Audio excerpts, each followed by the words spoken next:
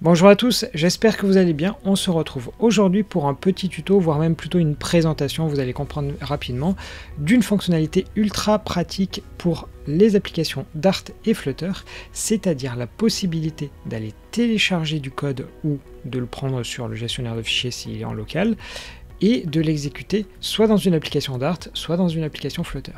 Alors cette info-là, je dois avouer qu'elle nous vient d'Aloïs Daniel qui a trouvé ce package, et donc l'idée c'est qu'on va voir ensemble comment est-ce que tout ça fonctionne. Donc l'idée c'est que en réalité vous avez deux packages, vous en avez un pour Dart, un pour Flutter. L'idée c'est que je vais commencer par vous présenter la partie Dart, comme ça vous comprendrez mieux ensuite pour ce qui est du Flutter.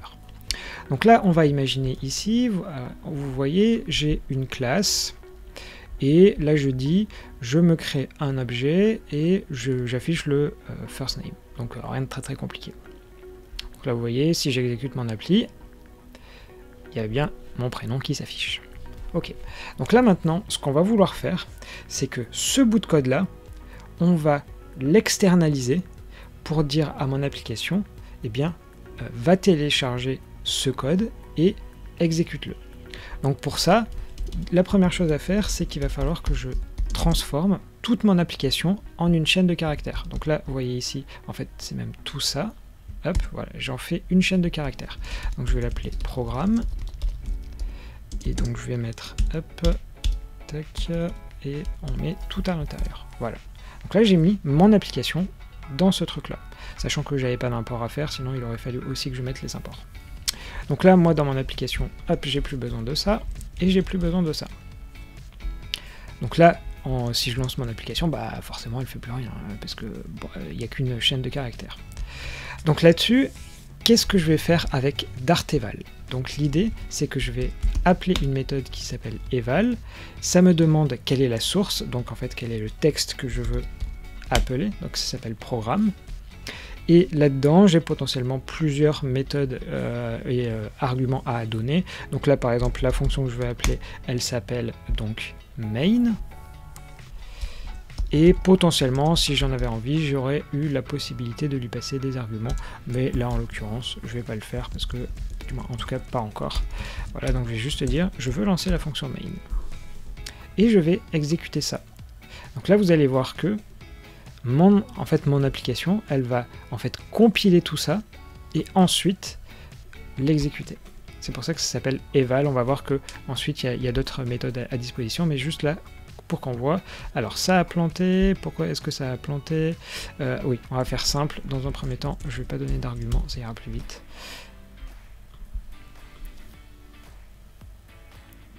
Voilà, donc vous voyez ici, mon application s'est bien exécutée et vous voyez que ça m'a bien retourné une valeur, du moins ça m'a bien fait le print qui était requis.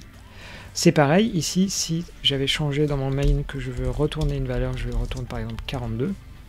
Donc là maintenant, si je fais, alors je vais faire un print du eval, eh bien ça va afficher Edouard parce que c'est le print qui est ici, mais ça va me retourner la valeur du programme qui a été exécuté, à savoir 42, et voilà, c'est la bonne valeur. Ensuite, donc c'est ce que j'avais commencé à faire tout à l'heure, imaginons qu'on lui passe des arguments, comment est-ce que ça fonctionne? Donc là-dessus, je vais lui dire argument de 0, hop, et ensuite argument de 1. Donc là-dessus, si vous regardez bien, donc quand j'appelle ma méthode eval, j'ai la possibilité de lui passer des arguments. Alors il faut faire attention, ça prend un tableau. Donc là-dessus, là je dis un tableau, mais vu qu'ici il y a à nouveau besoin d'un tableau, donc il faut que je refasse un deuxième tableau. C'est un peu bizarre, mais c'est normal. Ensuite, il faut que je passe des strings. Donc normalement, on serait tenté de dire, j'écris Edouard et Marquez par exemple. Mais si je fais ça, ça ne va pas marcher. Et c'est normal. Alors juste je l'exécute, voilà, ça marche pas parce qu'il me dit qu'en fait il attend une $value. En fait, ce qui se passe dans Darteval, il va falloir mettre dans des sous-classes votre string. Donc en gros, ça s'appelle du boxing. Donc vous avez une classe qui va contenir la string. Donc pour ça, en fait, il ne faut pas que je donne une string ici directement, mais je vais donner donc la fameuse classe en question qui s'appelle $string qui va en fait contenir une autre string. Et là maintenant, si je fais ça, hop, voilà. Maintenant, si je relance mon application, vous allez voir que bien ça va ça va m'afficher Edouard Marquez et avec une majuscule. Alors c'est en minuscule, comme ça vous êtes sûr que ça marche. Et donc là, vous voyez ici, ça m'a bien fait ce truc-là. Donc là, l'idée, c'est que c'est absolument top, tout fonctionne bien. Mais on ne comprend pas nécessairement très bien comment ça fonctionne. Donc en fait, l'idée d'un eval, c'est l'équivalent de faire un compile, puis de faire un runtime. L'autre, je ne sais plus où est-ce qu'il est, puis de faire un runtime, voilà. Donc je vais vous montrer comment est-ce qu'on fait ça étape par étape. Donc là, ici, j'ai toujours mon application. Et ce qu'on va dire, c'est que je veux la compiler, mon application. Donc c'est le code que vous voyez ici au cas où. Donc je vais dire compiler, donc je me crée un compiler. Hop, voilà. Donc là je vais écrire compiler.compile. Et donc là-dessus, alors c'est un peu bizarre la manière de l'écrire. Donc il faut donner ici quel est le nom de mon package. Donc par exemple je vais l'appeler devcafé. Et je vais dire que dans ce package devcafé, j'ai un fichier qui s'appelle main.dart. Et le contenu de ce main.dart, c'est ce programme-là. Donc ça va me générer normalement, si je fais ça, .write, voilà, ça va me générer un tableau de bytes. Et en fait, c'est le bytecode. Donc ce qu'il faut savoir en Dart et en Flutter, vous avez plusieurs modes de fonctionnement, notamment une avec une machine virtuelle, et pour qu'une machine virtuelle, on lui donne son code, ça s'appelle du bytecode. Et en l'occurrence, c'est ce qu'on est en train de générer là-dessus. Donc là, je vais stocker ça dans une variable, je vais l'appeler bytecode tout simplement. Et du coup, bah, ça, je vais le mettre dans un fichier. Donc je vais l'appeler par exemple bytecode.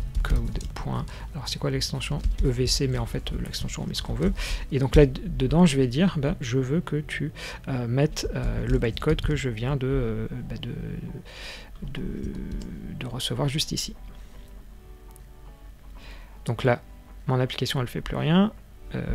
Ah si, il y a le eval après, mais bon, c'est pas ça qui nous intéresse. Vous voyez juste qu'ici, il y a un fichier bytecode.evc qui a été créé, et si on le regarde, alors je sais pas si dans Android Studio il va y arriver, si, alors vous voyez, on arrive à quand même un peu distinguer qu'il y a du code, on retrouve, voilà, mon first name, on retrouve mon last name, et ça après c'est des positions, et voilà, donc finalement on arrive à retrouver 2-3 infos, et donc ça c'est bien du code pour la machine virtuelle.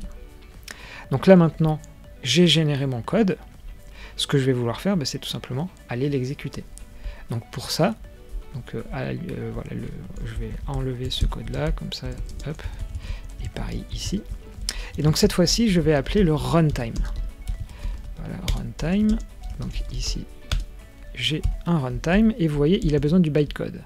Donc pour ça, qu'est-ce que je vais aller faire? C'est prendre mon fichier, et le lire tout simplement. Alors le petit truc c'est que si vous regardez bien ici ça retourne un 8 list, donc un tableau de bytes pour faire simple, alors que là le runtime il a besoin d'un byte data, donc en fait pour obtenir ça il faut faire .buffer .asByteData, voilà c'est juste là. Et donc ça je le mets dans bytedata, voilà on va l'appeler comme ça, et je le donne au runtime. Là-dessus, il y a juste une petite méthode à appeler, c'est runtime.setup, pour qu'il mette tout en place, et là c'est bon. Si je fais juste ça, pour le moment il ne se passe rien, parce que là ce qu'il faut que je dise, c'est exécute-toi. Donc là je vais dire runtime, et alors c'est quelle méthode déjà? Execute, lib, donc là quel est le nom de ma librairie? Donc si on regarde ma librairie, elle s'appelait devcafé, et qu'est-ce que je veux exécuter à l'intérieur? Eh bien je vais vouloir exécuter le main. Donc là-dessus, ça va s'appeler main, et là je me suis trompé, donc c'est le package qui s'appelle devcafé, et dans devcafé je veux faire main.dart, voilà. Donc juste comment est-ce que il y a ça? Donc c'est mon package devcafé et mon fichier main.dart, et dans ce main.dart qui donc est ce contenu que vous voyez là, j'ai une méthode qui s'appelle main. Alors je vais peut-être l'appeler main2, comme ça on est sûr que vous comprenez bien. Et donc là, je vais exécuter cette méthode. Alors, on va peut-être... Ah ben non, de toute façon, c'est dans un fichier. J'allais dire, je modifie le contenu là, mais non, ça va rien changer. Donc là, si j'exécute... Donc du coup, il faut bien que je mette main tout court, parce que dans le fichier, ça s'appelle main. Et là, vous allez voir que, bah, tout simplement, mon code va s'exécuter. Donc là, hop, je le relance. Et si tout se passe bien... Alors, il y a eu une erreur. Pourquoi je me suis trompé? Ah oui, parce qu'il attend que je lui donne les paramètres. Et oui, bien évidemment, j'ai oublié de donner ça. Normalement, voilà, vous voyez, ça m'a bien affiché Edouard. Donc là, je ne sais pas si vous êtes en train de bien comprendre tout ce système. Là, ce qui est en train de se passer, j'ai généré un fichier bytecode.evc qui contient mon application, qui contient du code, de la logique, tout ce que vous voulez. Donc, qui est ce fichier-là. Et maintenant que... Donc je fais avec le runtime, ben je dis ouvre ce fichier et exécute le code qui est à l'intérieur. Donc ça, vous voyez ici, il est en local parce que je suis en train de faire mes tests et que ça fait gagner du temps. Mais on pourrait imaginer que ce fichier, vous le mettiez sur un serveur et que votre application vienne le télécharger. Donc ça, pour le coup, ça peut être pas mal pratique. Du coup, la question qui se pose, c'est qu'en est-il en termes de performance? Donc là-dessus, si on regarde la documentation, c'est écrit là-dessus. Donc en gros, Darteval, ça utilise le compiler ahead of time pour donc générer le EVC. Et une fois que c'est donc exécuté, ils ont mesuré que c'était à peu près 12 fois moins rapide que si vous aviez écrit du code normal. Donc en effet, forcément, vu que c'est interprété à l'exécution, voilà, c'est un peu moins performant que ne le serait du vrai code en temps normal. Donc ça, c'est la première chose à savoir. Donc ça, c'est quand on fait du pur Dart. Par contre, vous allez peut-être vous dire, mais est-ce qu'il y a des mappings, des choses comme ça? Alors oui, typiquement, si vous allez regarder dans la lib en question, alors normalement ma lib elle est voilà, Darteval, en fait ils ont recréé un peu tout ce dont il y a besoin. Donc par exemple des if, ils ont refait, et ils ont fait ça en fait un peu sur tout.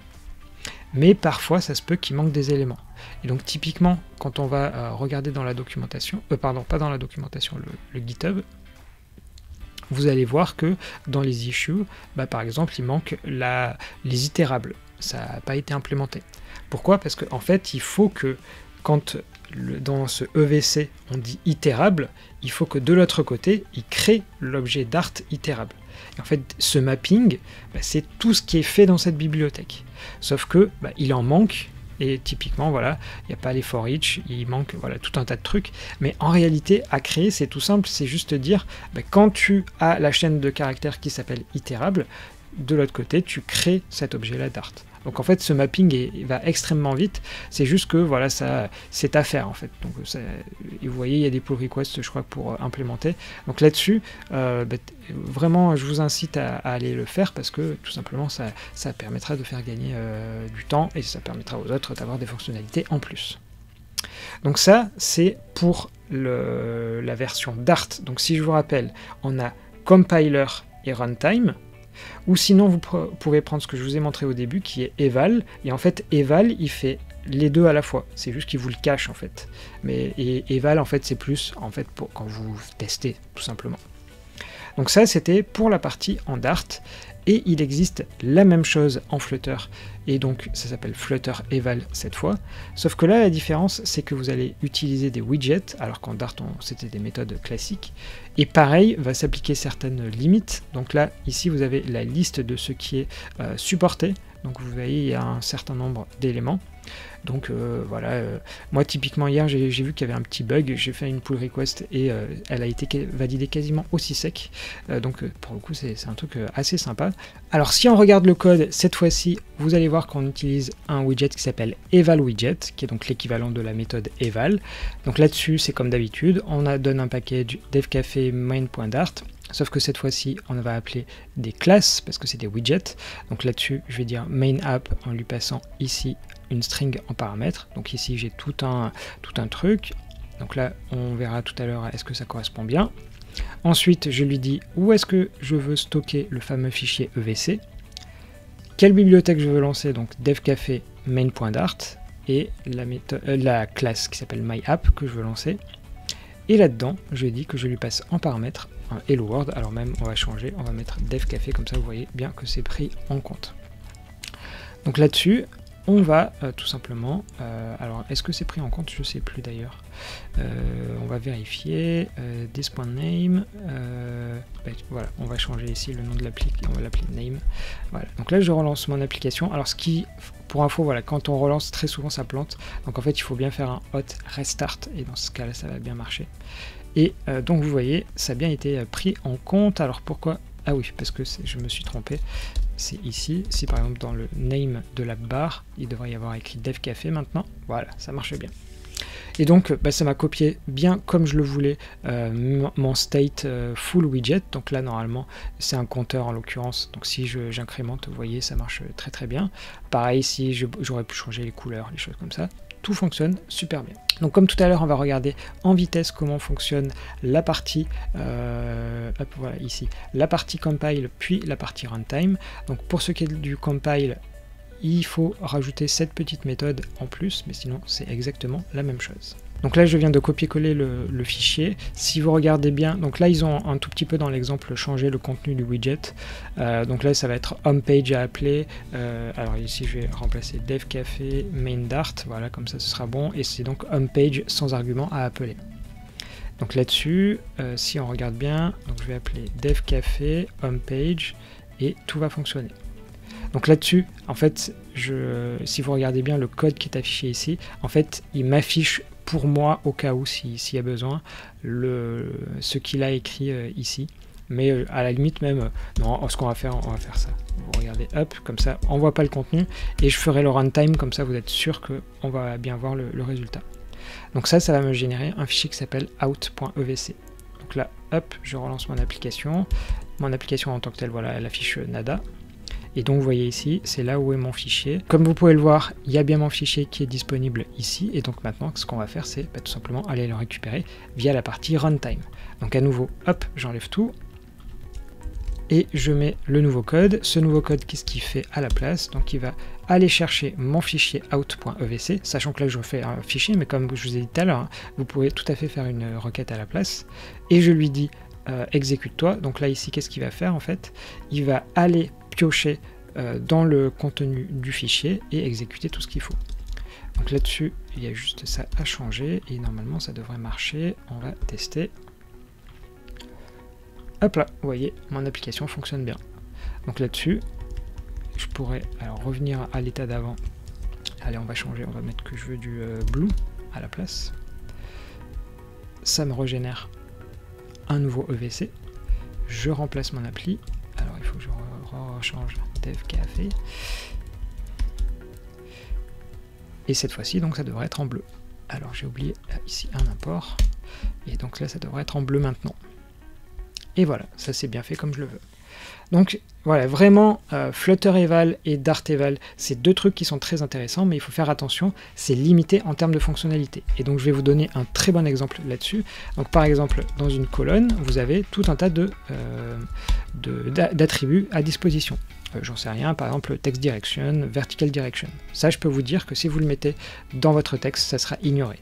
Pourquoi? Parce que dans le mapping, eh bien tout simplement, ça n'a pas été implémenté. Donc là, je suis dans la bibliothèque ici, et si vous regardez bien, en fait, les seuls paramètres qui sont pour le moment pris en compte, c'est ce que vous voyez ici. Donc là, ici, c'est au moment du parsing, et ça, c'est au moment où c'est créé. Et donc, vous voyez, quand je crée la colonne, eh bien, il ne gère que ces attributs-là. Donc ça veut dire que si vous en voulez encore plus, bah, c'est à vous à l'implémenter. Donc c'est pareil, en gros il va falloir faire plein de pull requests sur ce projet-là parce que ça semble super intéressant pour que voilà, tout simplement le maximum de widgets soit supporté, le maximum de méthodes, etc. etc. Donc voilà, c'était ça que je voulais vous présenter aujourd'hui. J'espère que ça vous a plu, cette petite découverte. Je pense que c'est encore un poil trop tôt pour aller en prod avec, mais dans l'ensemble, voilà, suivez ce projet parce que je pense qu'il y a de l'avenir. Si cette petite vidéo en tout cas vous a plu, n'hésitez pas à faire un petit j'aime, à faire un like, à vous abonner à la chaîne si ce n'était pas encore le cas, et moi je vous dis à bientôt pour un prochain tuto.